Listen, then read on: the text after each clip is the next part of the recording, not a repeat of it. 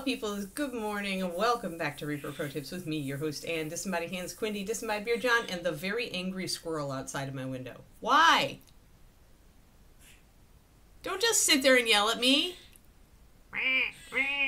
Such squirrel. Anyway, if he's gonna keep it up, then I'll close the window.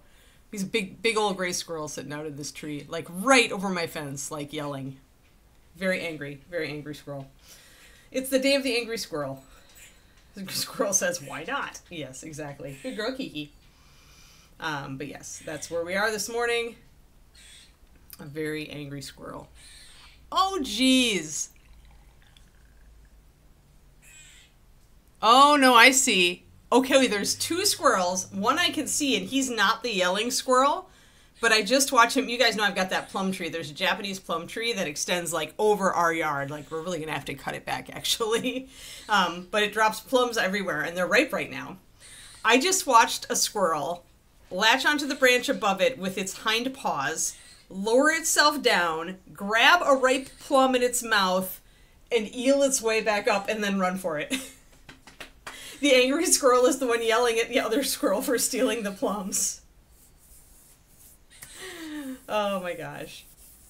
It's so funny. It was so funny. I've never seen a squirrel do that with its hind legs. Like just hanging on with its feet and doing the acrobat thing. It's super cool. Super duper cool. Alright. Enough of my squirrel fascination. Still angry. It already took the plum, guy! Seriously. Oh gosh. I don't want to close the window. Okay. If I'm going to close the window, I have to get my tiny fan. Hold on, because it's warm back here.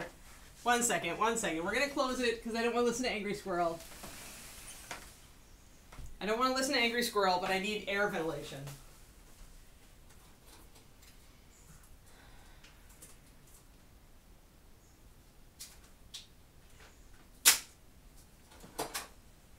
I thought the Day of the Angry Squirrel sounded a lot like a Redwall, like, you know the Redwall Journal where every year has a name? It sounds like the name of a Redwall year. The year of the angry squirrel. Perhaps a not very nice Redwall year. Alright, plug in, little thing, plug in. You can do it. You can do it. Yay, tiny fan. Ah, bliss. Much better. Morning, Daffodil. You missed the angry acrobat squirrel. Angry squirrel and acrobat squirrel. I had to close my window because they're still yelling out there. They're still yelling. That squirrel is still heck of offended. And Kodiak with the resub, 28 months. Hello everyone, but not the squirrel. It's true. It's true. All right, so I'm going to try to deal with everything today. I've got... I don't get headaches, but my shoulders have been painful since last week CrossFit. Like, I really screwed them up by going for it. And last night I had a tension headache. And it was so terrible. Like, I haven't had one for so many years. Like, not since high school. I didn't get tension or stress headaches at all. Not since I think they just ended my senior year of high school. But I had such a bad one last night that I had to take a muscle relaxer and a Tylenol. I never take painkillers, guys. I do not believe in them. But I couldn't sleep. So, yeah, I'm on short sleep, and, like, I feel like I've just got, like, a bunch of, like, muscle strain from my eyeballs all the way down to my shoulders. So we're gonna just muscle through today. Plus short sleep. Yeah. It's just not. Yes, hello, Reaper. Hi, John. How's it going? Yeah, I worked out too much. It's my fault. My fault. My own fault for going for it on the pull-ups, and then the push, the press, the overhead press, and then the push press. Yeah, it was just too much.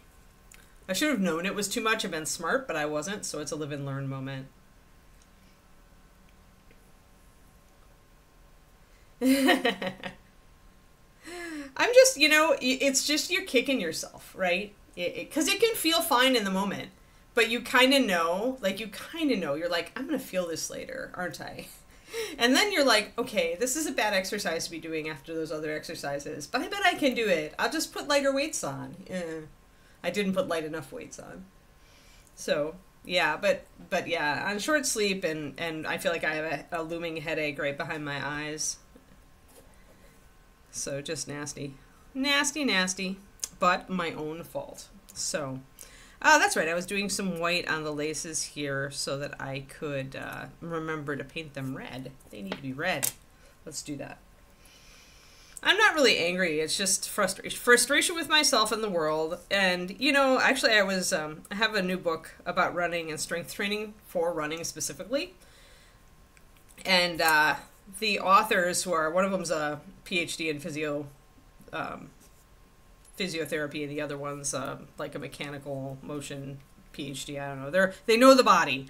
But they actually point out, and I knew, you know this for years, like you're the person who always like gets hurt and has to stop, or maybe you always get aches and pains, and then you all know this person who has terrible posture, never has good form, does terrible things to their body, but never has any aches or pains and never has problems.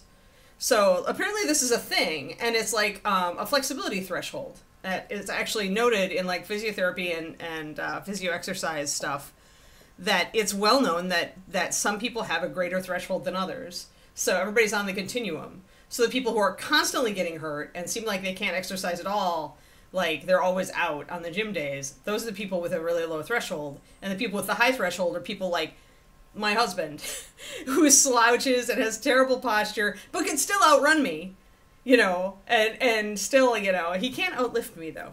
Yeah. So yeah, it's like, it was nice to have the thing that I've kind of instinctually known, like actually validated and say, no, some people just have more struggles with their body being out of balance, essentially. Some people's bodies will compensate for it and not hurt them, and other people's will hurt them. Oh no, Quindy. Oh no. You need to put like, take tape and black it out with a Sharpie and put little black tapes over all the bad parts. You know you want to. You could be so punk. That's so punk. Do it, Quindy.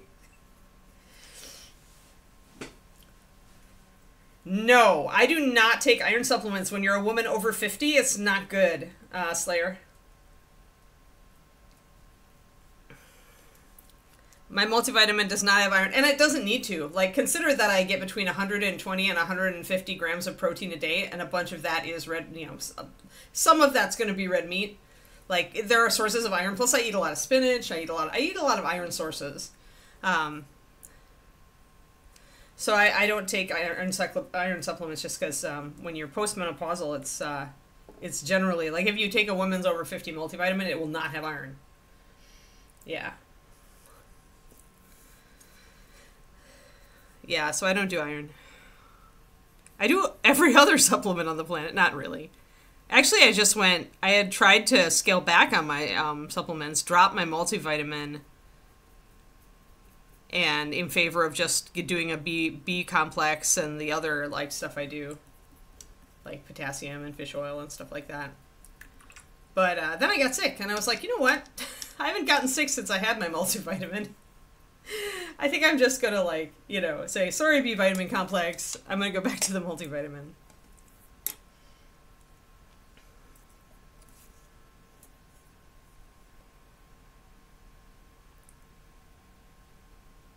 That's why I say masking tape.